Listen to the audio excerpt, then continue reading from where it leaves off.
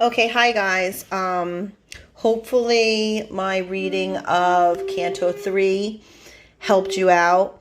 And I know we're skipping a lot because we just don't have the time. Um, I can always go back and read Canto 5 to you guys just if you want me to. But right now we're going to move all the way to the bottom of hell and we are going to read Canto 34, which of course is where Satan is. And it is in circle 9. All right, so remember the further you get down into hell, there's rivers and different outlets of hell. And so this is the last part. It is circle 9, Cositus. It is compound fraud. And it's in the last circle, round 4, Judeca. It's those that are the treacherous to their masters. And of course, right in the center is Satan.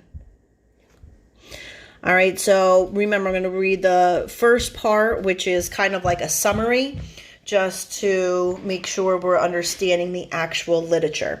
So it says, "On march the banners of the king." Virgil begins as the poets face the last depth.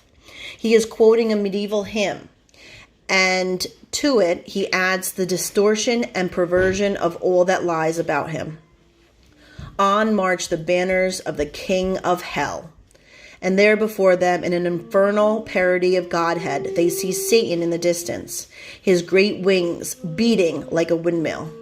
It is their beating that is the source of the icy wind of Cositus, the exhalation of all evil. So many of us picture Satan and hell as being very hot. And although Dante has parts of hell that are very hot, this last realm where Satan is in, is actually the complete opposite. It is frozen. It is icy. And in Dante's version, Satan has these huge wings. All right. And the faster he beats his wings, the colder it gets because of all the icy winds that he whips up. It says, all about him in the ice are strewn the sinners of the last round, Judeca, named for Judas Iscariot. And of course, we know that Judas is the one that betrayed Jesus. So that is why it's named Judeca. These are treacherous to their masters. They lie completely sealed in the ice, twisted and distorted into every conceivable posture. It is impossible to speak to them, and the poets move on to observe Satan. He is fixed into the ice at the center to which flow all the rivers of guilt. And as he beats his great wings as if to escape, their icy wind only freezes him more surely into the polluted ice. In a grotesque parody of the Trinity, he has 3 faces, each a different color, and in each mouth he clamps a sinner, whom he rips eternally with his teeth. All right, so usually we think of Satan as being the ruler of hell. Here in this version, in Dante's version, Satan is just like everyone else. He is the one that is getting punished the most. He is in hell. He is stuck in hell. He's not ruling it. He's just there in the middle of it. He's stuck. So he's stuck in ice. And Dante views him as having 3 different faces. Each is a different color. And in each mouth, Satan is chewing on another sinner. So first it's Judas Iscariot is in his central mouth. And of course, Judas is the one that betrayed Jesus. Then on each of the side mouths, one is Brutus and one is Cassius. And of course, those are the ones that betrayed Julius Caesar. So these that are down in this last realm are traitors to their master. That is what Dante feels is the greatest sin, to betray your master. Having seen all, the poets now climb through the center, grappling hand over hand down the hairy flank of Satan himself. A last supremely symbolic action. And at last, when they have passed the center of all gravity, they emerge from hell. A long climb from the earth's center to the Mount of Purgatory awaits them, and they push on without rest, ascending along the sides of the river Lethe till they emerge once more to see the stars of heaven just before dawn on Easter Sunday. All right, so he's going to go through hell, and then after, this is the last part of the Inferno, and then Dante goes to purgatory, and then finally he climbs up to heaven. So this is the last realm of hell. Here we go. It says, on march the banners of the king of hell, my master said. Toward us, look straight ahead. Can you make him out at the core of the frozen shell? Like a whirling windmill seen afar at twilight, or when a mist has risen from the ground. Just such an engine rose upon my sight, stirring up such a wild and bitter wind, I cowered for shelter at my master's back, there being no other windbreak I could find. So Satan's wings are compared to a whirling windmill. I stood now where the souls of the last class, with fear, my verses tell it, were covered wholly. They shone below the ice like straws in glass. I like that simile there of having the bodies look like straws in glass. And then this is describing what these bodies looked like. Some lie stretched out. Others are fixed in place, upright. Some on their heads, some on their souls. So some went straight down on their heads, some are straight standing up. Another like a bow bends foot to face. When we had gone so far across the ice that it pleased my guide to show me the foul creature, which once had worn the grace of paradise. Because of course, Satan was an angel, right? So he once was beautiful. Now, of course, he's hideous. He made me stop, and stepping aside, he said, now see the face of Dis. There's lots of different names we can call Satan. Lucifer, Beelzebub. Dis is another name to call Satan. This is the place where you must arm your soul against all dread. Do not ask, reader, how my blood ran cold and my voice choked up with fear. I cannot write it. This is a terror and cannot be told. I did not die, and yet I lost life's breath. Imagine for yourself what I became, deprived at once of both my body, my life, and death. All right, so he's scared, he's terrified, he can't even speak, he sees this. The emperor of the universe of pain jutted his upper chest above the ice, and I am closer in size to the great mountains the Titans make around the central pit than they to his arms. So imagine how huge he is. Now, starting from this part, imagine the whole that corresponds to it. If he was once as beautiful as now, he is hideous, and still turned on his maker. Well, may he be the source of every woe. With what a sense of awe I saw his head towering above me, for it had 3 faces.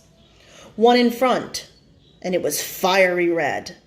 The other 2, as weirdly wonderful, merged with it from the middle of each shoulder to the point where all converged at the top of the skull. The right was something between white and bile, right? Bile is your throw up, so you can imagine how nasty that looks. The left was about the color that one finds on those who live along the banks of the Nile. All right, so more of like a tanner, darker skin tone. Under each head, 2 wings rose terribly, their span proportioned to so gross a bird. I never saw such sails upon the sea. They were not feathers. Their texture and their form were like a bat's wings, and he beat them so that 3 winds blew from him in one great storm. It is these winds that freeze all of Cocytus. He wept from 6 eyes, and down 3 chins the tears ran mixed with bloody froth and pus. Imagine Satan crying, right? We see Satan as just an evildoer that just wants to make you evil, and here Dante has him crying. In every mouth he worked a broken sinner between his rake-like teeth.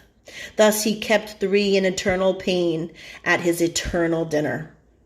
For the one in front, the biting seemed to play no part at all compared to the ripping. At times, the whole skin of his back was flayed away. That soul that suffers most, explained my guide, is Judas Iscariot. He who kicks his legs on the fiery chin and has his head inside.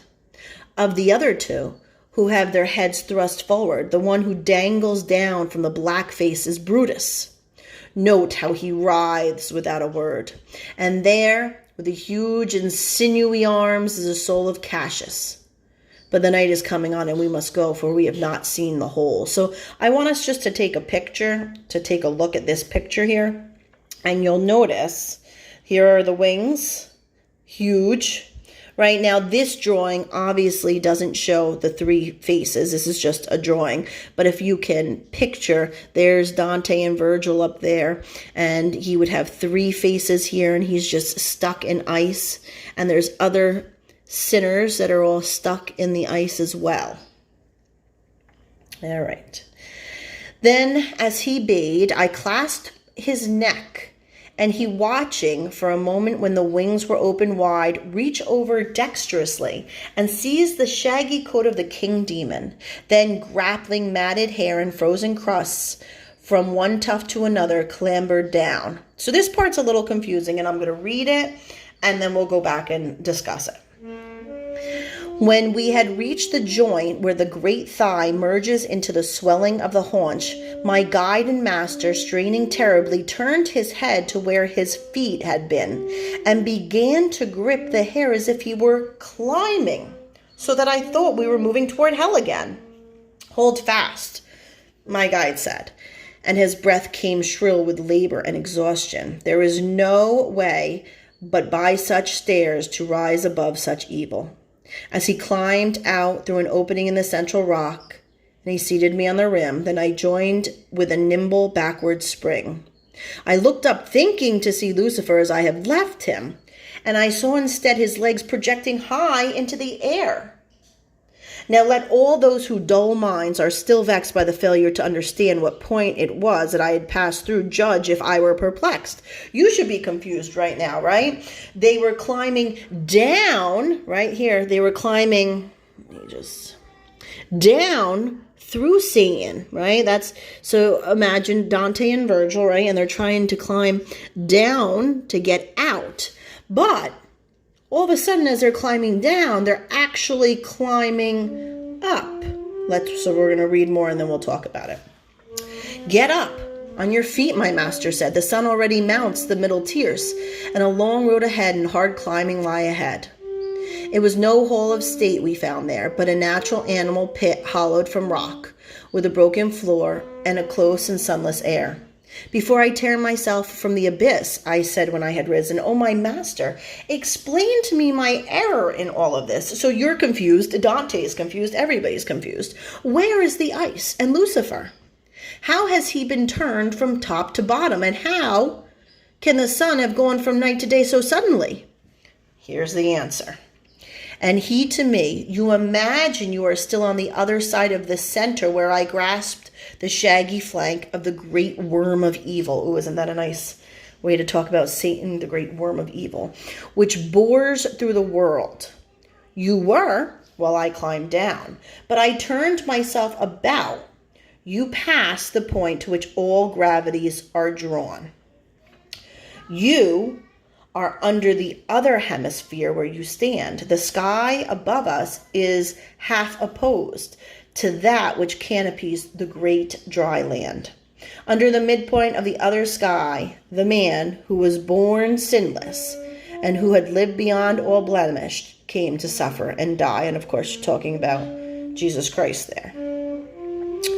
You have your feet upon a little sphere which forms the other face of Judeca. There it is evening, when morning it is here, and this gross fiend and image of all evil who made a stairway for us with his hide is pinched and prisoned in the ice pack still. On this side he plunged down from heaven's height, And the land that spread here once hid in the sea and fled north to our hemisphere for fright. And it may be that moved by the same fear, the one peak that still rises on the side fled upward, leaving this great cavern here. Down there, beginning at the further bound of Beelzebub's dim tomb, there is a space not known by sight, but only by sound, of a little stream, descending through the hollow. It has eroded from the massive stone in its endlessly entwining lazy flow. My guide and I crossed over and began to mount that little known and lightless road, to ascend into the shining world again. He first, I second, without thought of rest, we climbed the dark until we reached the point where a round opening brought in sight the blessed and beauteous shining of heavenly cars, and we walked out once more beneath the stars. All right, so when they see, they see Satan, and although he's a sight to behold, he can't talk. He's continually chewing on these other bodies, and he's crying. So you see just how truly miserable and hopeless hell is. So then they go down through Satan, through the ice, and at that point, they turn around and they begin climbing up Satan's legs in order to get out. So, and what Virgil explains is that when Satan fell from heaven, he fell face first, right? So here, I don't have a piece of paper with me here. He fell face first. So his head is down here. And then his legs are coming up that end. So that is the way they're climbing up. And that is the way they will get to purgatory and then finally heaven. So hopefully that explained it a little bit better. I know that the wording can be tricky and the way he wrote it can be tricky.